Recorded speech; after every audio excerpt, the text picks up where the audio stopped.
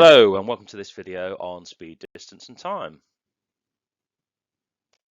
So in this video we're going to be looking at the formulas for distance, speed and time, and then we're going to be doing some calculations with those formulas.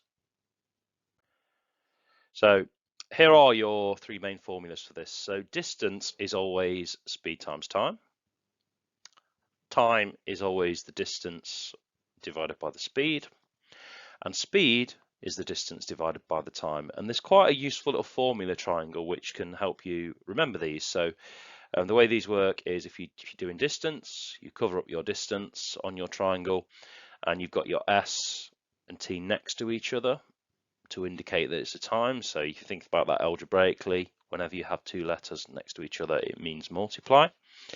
If you're doing time, cross that out. It's distance over speed.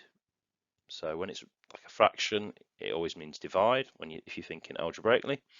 And for speed, you cover the speed and its distance divided by time.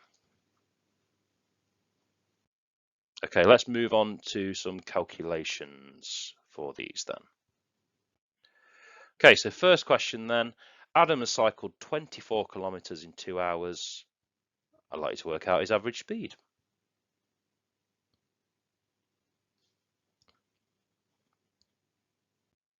Let's have a look at the answer to this one then. So speed, remember, is distance divided by time. So we've got a distance here of 24 kilometers and a time of 2 hours.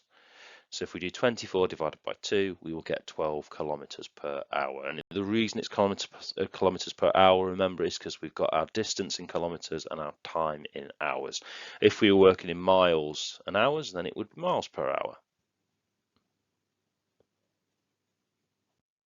Okay, second one then, we've got a car that's going for 3 hours. Its average speed is 75 kilometers per hour.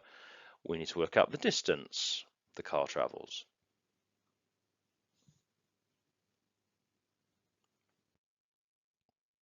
Okay, let's take a look at the answer for this one then. So remember, distance is always speed times time.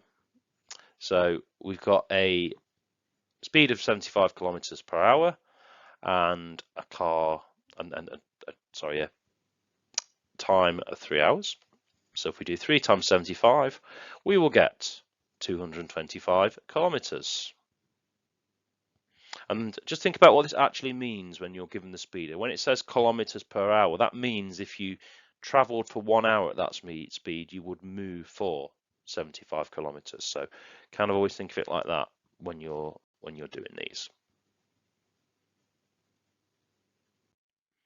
Okay, third question then. So Joe's going 60 miles in 1 hour, 30 minutes. I'd like you to work out his average speed.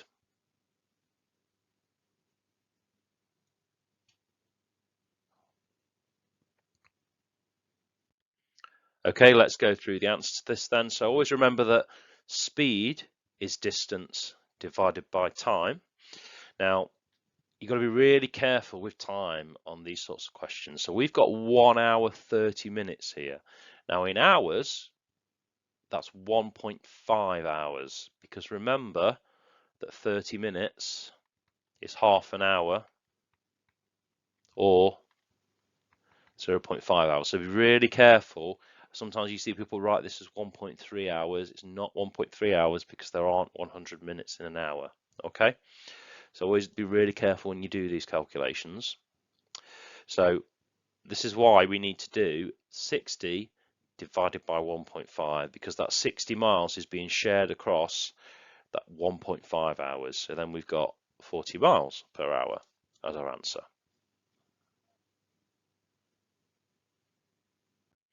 Okay, question 4 then. Murillo is travelling for 14 miles at an average speed of 56 miles per hour. How long is this journey going to take?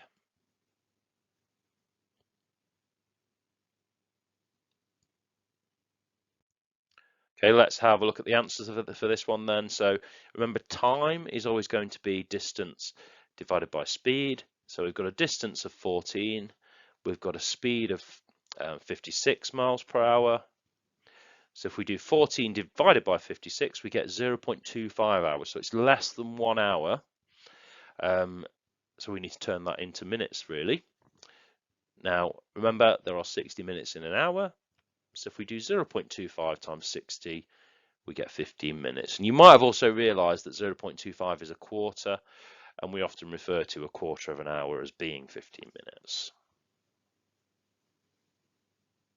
So always remember, if you want to go from hours to minutes, just multiply it by 60, and that will tell you your answer in minutes. Okay, final question then. Daniel's leaving at 7 o'clock. He's driving 87 miles to work. He drives at an average speed of 40 miles per hour. So we want to work out what time he arrives at work.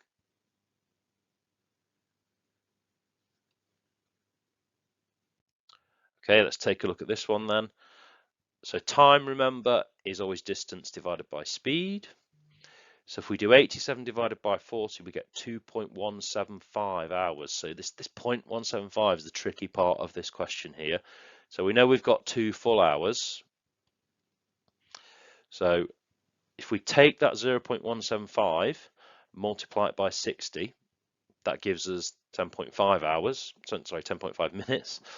So we'll round that to 11 perhaps on this one.